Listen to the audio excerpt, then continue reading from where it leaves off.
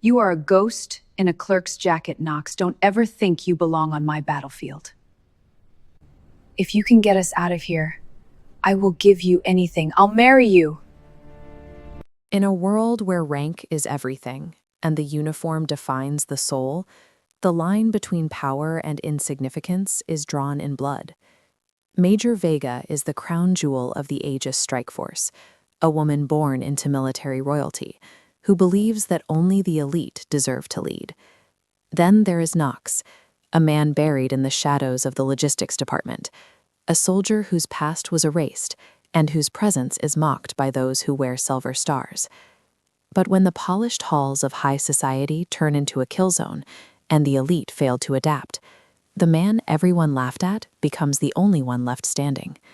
This is not just a mission of survival, it is a collision of two worlds, where a single, desperate promise will change the course of their lives forever. The heavy oak doors of the command briefing room swung open with a resounding thud as Major Vega marched inside. Her charcoal gray uniform was pressed to a razor edge, her silver insignia catching the harsh overhead fluorescent lights like a warning. Behind her, a group of elite Aegis operatives followed in lockstep, their faces masks of disciplined arrogance. At the far end of the room, standing by a stack of mundane supply manifests, was Knox. He didn't look up immediately, his calloused fingers flipping through pages of inventory with a calm that bordered on indifference. To the room full of high-ranking officers and decorated heroes, he was nothing more than a logistics clerk, a man who pushed paper while others pushed boundaries. The air in the room thickened with a tension that only occurs when a predator spots easy prey. Major Vega stopped inches from Knox, her piercing blue eyes narrowed with a cold, calculated disdain.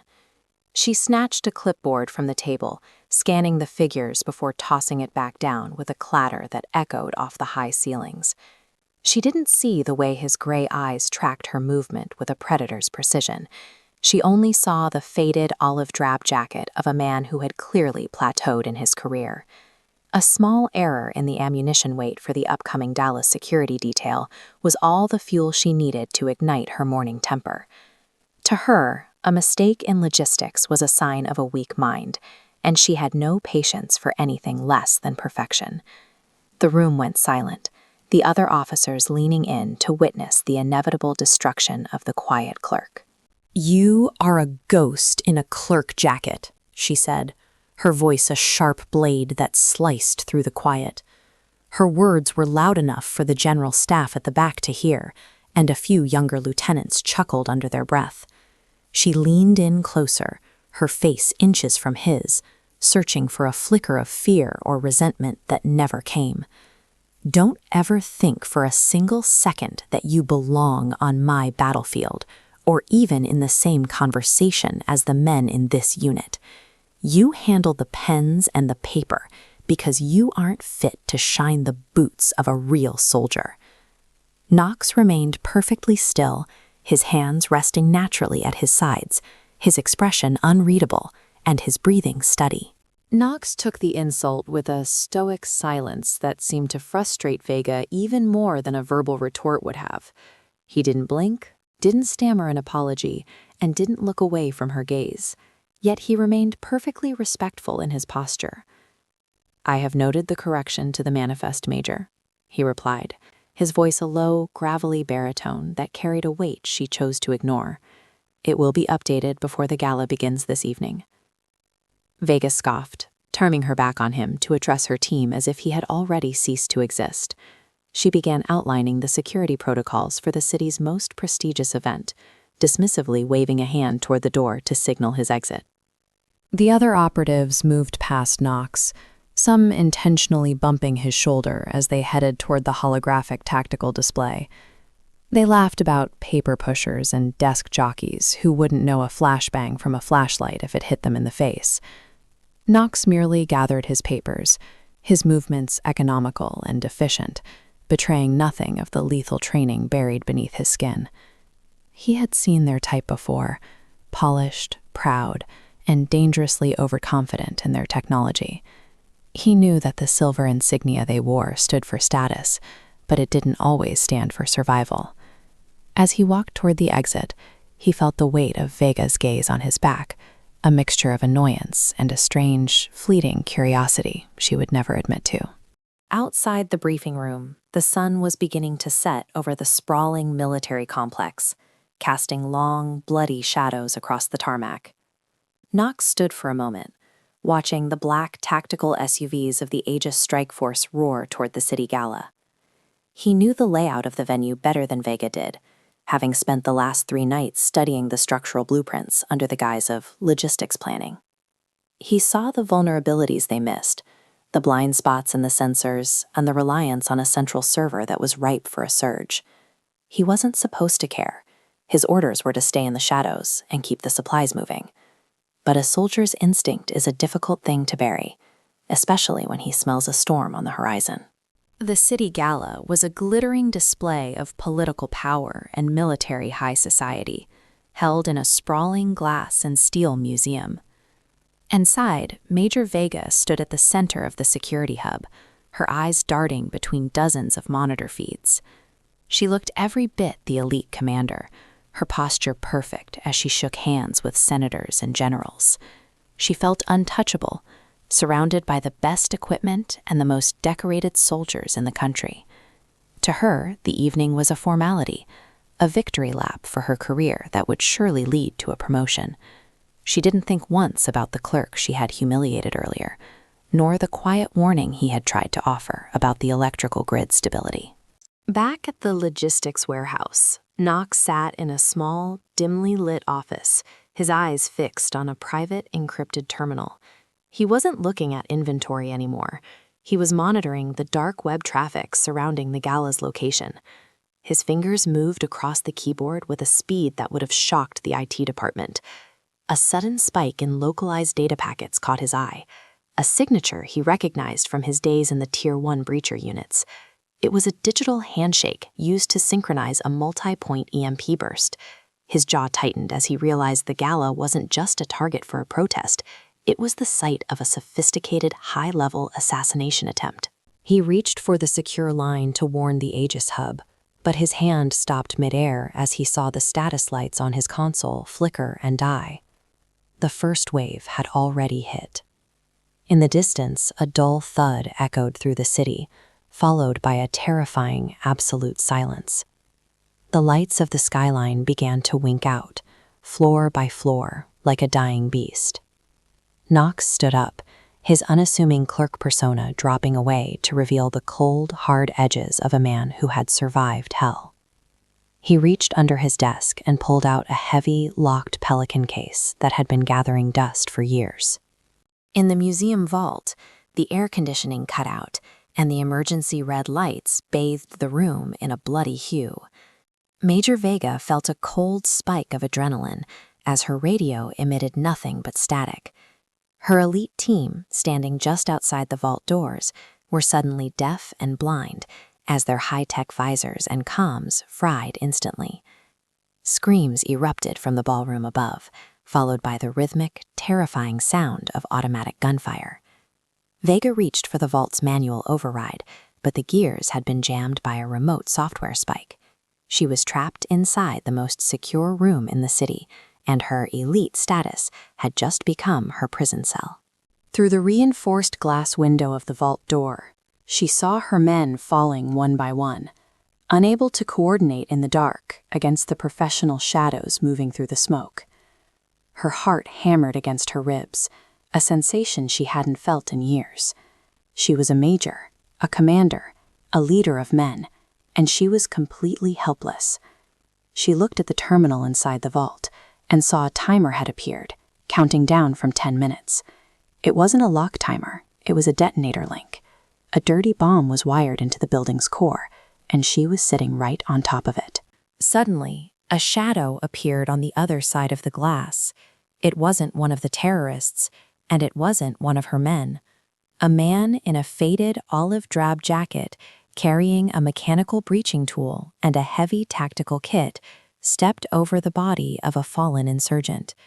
He looked up, and for the first time, Vega saw the true face of the man she had mocked. His gray eyes were no longer indifferent. They were twin pools of cold, lethal intent. Knox didn't say a word as he began to work on the door, his movements a symphony of violence and precision. The clerk had arrived, and the battlefield she claimed he didn't belong on was now his and his alone. The heavy titanium door of the vault groaned under the pressure of the hydraulic spreader Knox had positioned with surgical intent. Inside, Major Vega watched with a mixture of disbelief and surging hope as the man she had called a ghost dismantled the high-tech seal. The red emergency lights cast long, flickering shadows across Knox's face, highlighting the scar above his eyebrow and the absolute lack of fear in his eyes. Outside the glass, the museum had become a tomb of smoke and spent brass, the silence broken only by the distant, rhythmic thud of the terrorists' boots. Vega pressed her hands against the glass, her knuckles white, feeling the vibration of the machinery as the clerk she had humiliated performed a miracle of mechanical engineering. With a final, violent hiss of released pressure, the vault door swung open, and the scent of cordite and cold air rushed in to meet her. Knox stepped into the vault, his movements fluid and low, scanning the room with a tactical awareness that made her elite team look like amateurs. He didn't offer a hand to help her up, nor did he offer a comforting word. He simply checked the countdown timer on the central terminal. Vega scrambled to her feet, her charcoal gray uniform now stained with soot, and her blonde hair beginning to fray from its tight bun. She looked at the man who had just saved her, waiting for a look of triumph or a "told you so," but his face remained a mask of iron discipline. He was already opening a secondary kit, pulling out a set of specialized tools designed for high-yield explosives. The bomb sat in the center of the room, a nest of wires and lead-lined canisters that pulsed with a rhythmic, sickening amber light. "We have 6 minutes before the primary charge triggers the dispersal sequence," Knox said, his voice as steady as a heartbeat in a sleeping body. His hands were already moving inside the casing of the device, his fingers dancing between tripwires with a familiarity that chilled her to the bone. Vega stood frozen, her mind racing through the protocols she had memorized at the academy, none of which covered a scenario where her entire command was dead. She watched him work, realizing that the man before her was not a clerk who had found a kit, but a master who had returned to his craft. The realization of her own arrogance hit her harder than the EMP blast had, a bitter taste of shame rising in her throat as she realized she had mocked a lion for acting like a lamb. Outside the vault, the sound of footsteps grew louder, and the heavy thud of a breaching charge being set against the outer hallway echoed through the chamber. The terrorists had realized the vault was being tampered with and were coming to finish the job before the timer hit 0. Vega looked at her sidearm, then at the door, then back at Knox, who hadn't even flinched at the sound of approaching death. She felt a wave of pure, unadulterated terror, not just for her life, but for the failure of her mission and the disgrace that would follow her name. If this bomb went off, her legacy would be one of catastrophic incompetence, a commander who led her team into a trap and died in a cage. In that moment of absolute despair, the sharp, cold logic of the Ice Queen shattered into 1,000 pieces. "Knox!" she cried out, her voice cracking with an emotion she had spent a decade suppressing. He didn't stop, his eyes focused on a blue wire that was tensioned against a mercury switch, his breathing slow and rhythmic. She stepped closer, her hand trembling as she reached out to touch the rough fabric of his olive-drab jacket, the very garment she had laughed at hours before. She saw the sweat beading on his forehead and the way his muscles were coiled like a spring, ready to shield her if the device failed. She knew that if anyone else had been here, they would have run, but Knox was staying to the very last second. He was the only thing standing between her and an anonymous grave in the rubble of her own failure. In a fit of reckless, desperate emotion, Vega grabbed his arm, her eyes filling with tears that she refused to let fall. "Listen to me. If you get us out of here, if you stop this nightmare and save what's left of my honor, I don't care about the ranks or the rules anymore," she shouted over the rising whine of the bomb's cooling fans.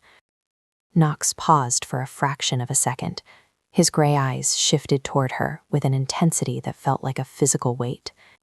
She felt the world narrowing down to just the two of them in this blood-red room, the ticking clock and the heavy promise hanging in the air. I will marry you, Knox. I will leave the Aegis. I will stand with you. I will give you everything I have. Just don't let this be the end. The silence that followed her outburst was heavier than the explosion she feared, broken only by the click of Knox's wire cutters. He didn't look shocked, and he didn't look pleased. He looked like a man who had just accepted a mission far more dangerous than the bomb.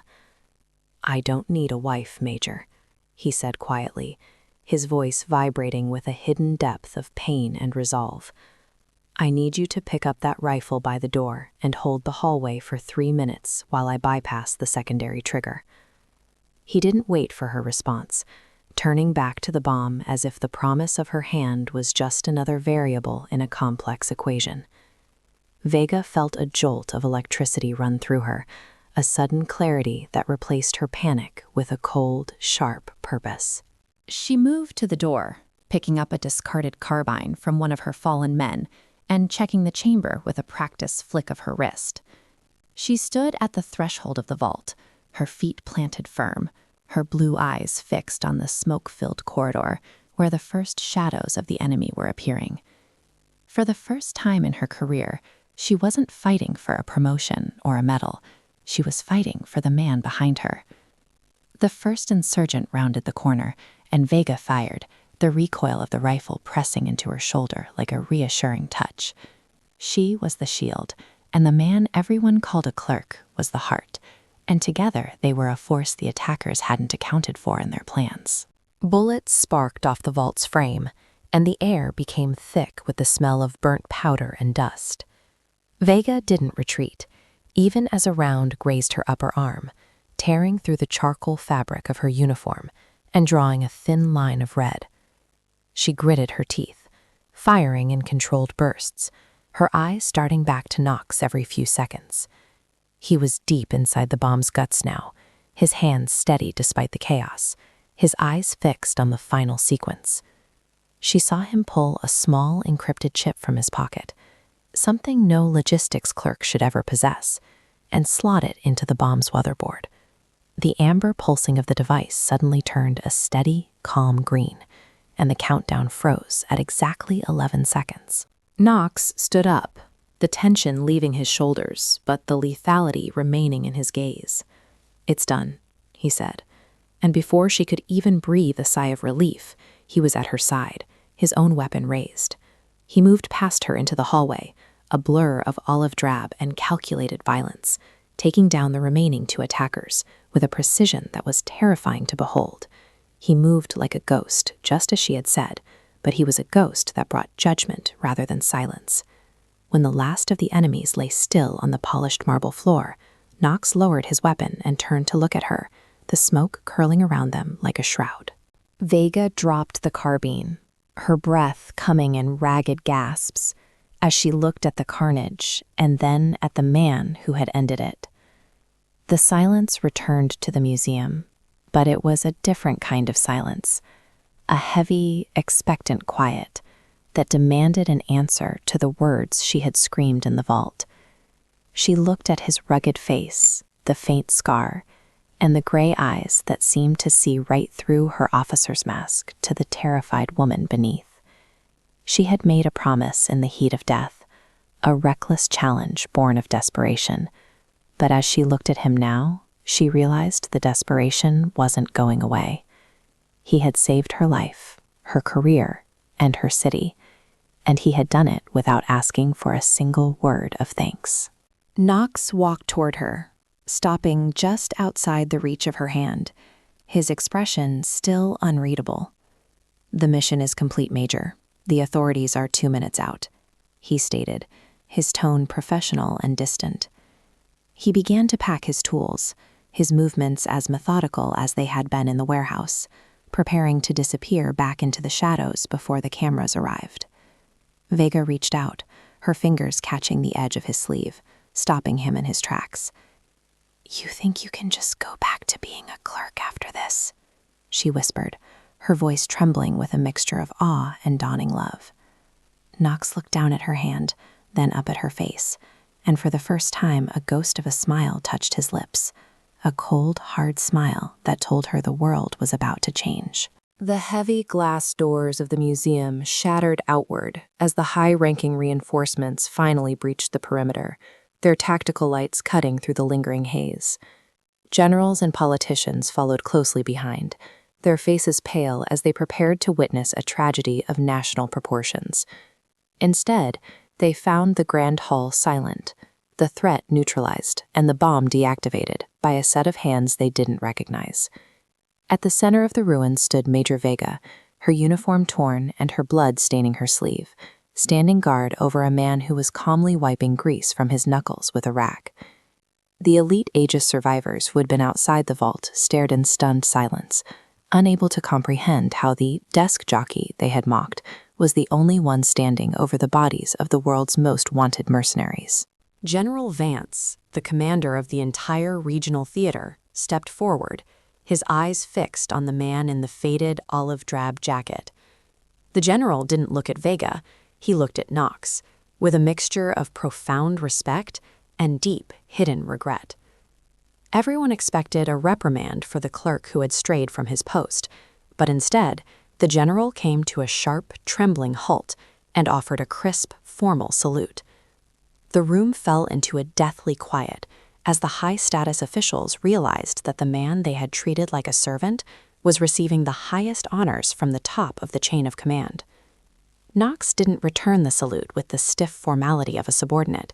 He simply nodded, his gray eyes reflecting a history of service that outweighed every medal in the room.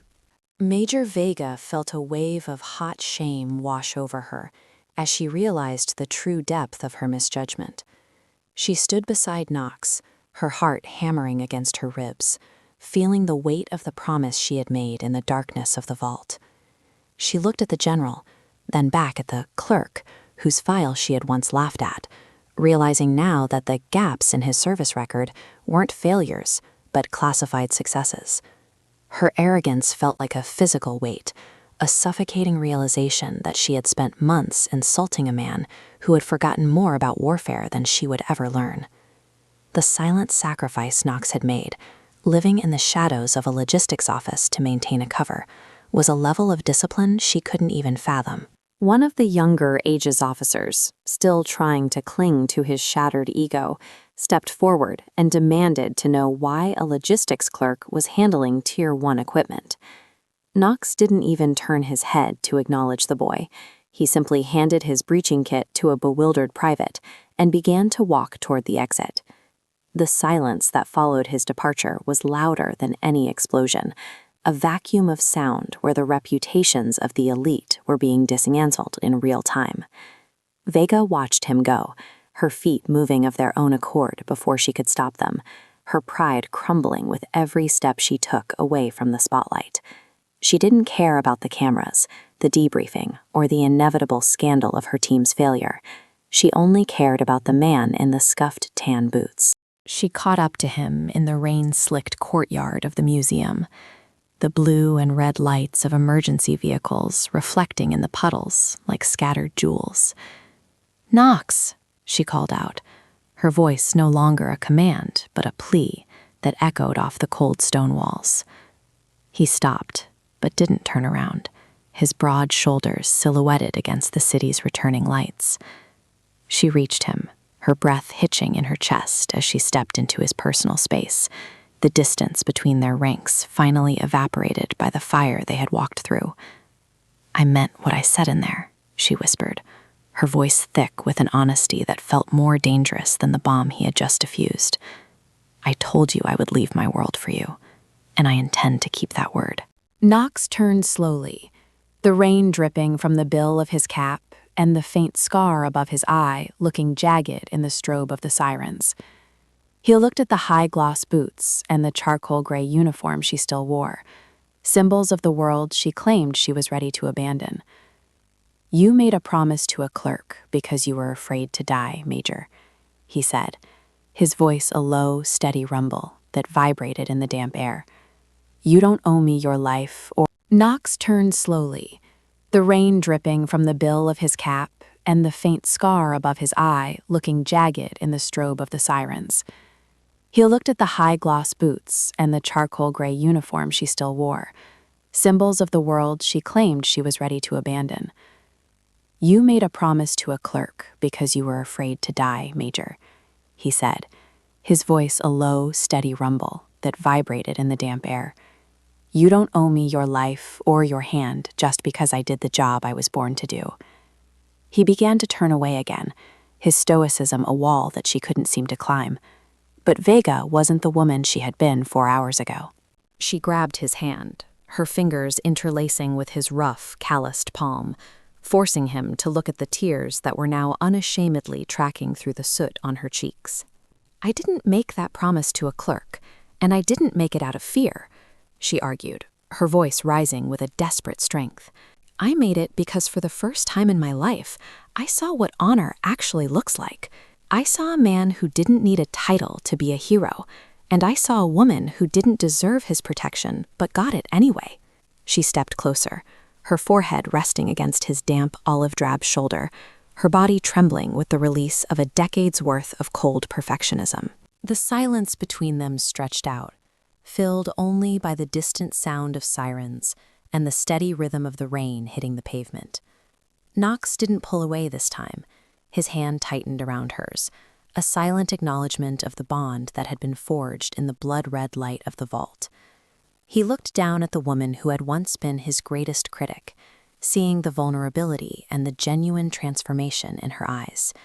The Ice Queen had melted, leaving behind a soldier who finally understood that the greatest strength is found in the shadows, not the spotlight. He reached up with his free hand, his thumb gently brushing a smudge of ash from her cheek, in a gesture that was more intimate than any vow. The following morning, the military world was rocked by the dual news of the thwarted attack and the sudden, voluntary resignation of Major Vega. The headlines screamed about the mystery hero and the fall of the Aegis commander, but the two people at the center of the storm were nowhere to be found. In the quiet halls of the logistics warehouse, a single pair of charcoal gray epaulets sat on a desk, abandoned next to a stack of finalized inventory manifests. There was no grand ceremony, no public wedding, and no press conference to explain the disappearance of the city's most elite officer. They had chosen a different path, one that led away from the noise of rank and into the quiet honor of a life lived for each other. Weeks later, in a small town far from the high-stakes pressure of the capital, a man and a woman sat on a porch watching the sunset over a quiet valley. The man wore a plain black t-shirt, his gray eyes peaceful as he looked out at the horizon, his hands no longer gripping a rifle or a wrench. The woman beside him had traded her charcoal gray uniform for a simple sundress, her blonde hair falling loosely around her shoulders for the first time in years. They didn't speak of the mission, the bomb, or the humiliation that had brought them together. They didn't need to. The silence between them was no longer a weapon of arrogance, but a bridge of shared understanding and deep, earned love. Knox looked at the woman who had walked away from everything she knew to stand by his side, a man with no rank and a history he could never fully reveal. "You really left it all behind, didn't you?" he asked, his voice softer than it had ever been in the service. Vega smiled, a genuine, warm expression that made her look years younger, her blue eyes reflecting the orange glow of the dying sun. "I didn't leave anything behind that mattered, Knox," she replied, leaning her head against his shoulder. "I found the only thing that was ever worth fighting for." She knew that her family and her peers would never understand her choice, but she also knew that they had never seen the man behind the clerk's jacket. As the stars began to wink into existence above the valley, Knox put his arm around her, drawing her close as the cool night air settled in. He was no longer the underestimated subordinate, and she was no longer the intimidating superior. They were simply two souls who had found their truth in the heat of a desperate challenge. The world would continue to chase ranks and medals, but in the quiet of the countryside, the clerk and the major had found a peace that no promotion could ever provide. Their story wasn't written in the official records or the morning papers, but in the silent, steady heartbeat of a promise kept, and a love that had proven itself stronger than duty.